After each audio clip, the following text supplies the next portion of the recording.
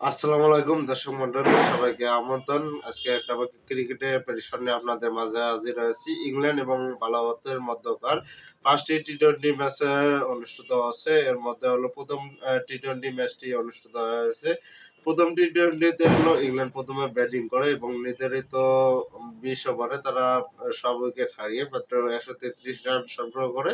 জবাবে ভারত খুব সহজে জয়লক্ষ্যে পৌঁছে যায়। ১২ ওভার ৫ বলে তারা হলো ১৩৩ রান ওভার করে এবং ৩ উইকেট হারিয়ে ৭ উইকেটের বিশাল ব্যবধানে জয় পায় প্রথম টি-টোয়েন্টিতে। আজকে হলো দ্বিতীয় টি-টোয়েন্টিতে ২ দল মাঠে নামছে।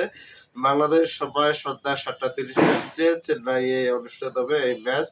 অনেক হাই ভোল্টেজ ম্যাচ হবে অবশ্যই। আপনারা উপভোগ করবেন এবং কমেন্ট করে জানাবেন ইংল্যান্ড এবং ভারতের মধ্যকার আজকের খেলায় কে জয়লাভ করবে। ২ দলের T twenty head to head record যদি খেয়াল করি সেক্ষেত্রে হলো ২ দল টি-টোয়েন্টিতে মোট ২৫ বার মুখোমুখি হয়েছে। এর মধ্যে ১৪ টি টি-টোয়েন্টি ম্যাচ জয়লাভ করেছে ভারত এবং হলো ১১ টি টি-টোয়েন্টি ম্যাচ জয়লাভ করেছে ইংল্যান্ড। ২ দলের যে চেন্নাই স্টেডিয়ামে ম্যাচ অনুষ্ঠিত হবে সেটি নিয়ে যদি পিচ রিপোর্ট খেয়াল করি, এই মাঠে হলো এভারেজ হলো আ প্রথম ইনিংস হলো ১৭৫ রান এবং এই মাঠে যারা আজকে ১ম এ ব্যাটিং করবে তারা যদি হলো ১৮০ থেকে ৯০ রান কম করে তাহলে তাদের হলো জয়ের সম্ভাবনা থাকবে হলো ৬০% এবং পরে যারা ব্যাটিং করবে তাদের জয়ের সম্ভাবনা থাকবে ৪০%। শক্তিমত্তা সবকিছুর বিচারে অবশ্য ভারতে এগিয়ে থাকবে এবং ভারতের হোম ব্যাটিং হওয়ায় তারা হলো বাড়তি সুবিধা পাবে। সেক্ষেত্রে হলো আজকের ম্যাচেও আমি ভারতকে এগিয়ে রাখছি ৬০% এবং ইংল্যান্ডকে তাদেরকে হলো ৪০% এগিয়ে রাখছি।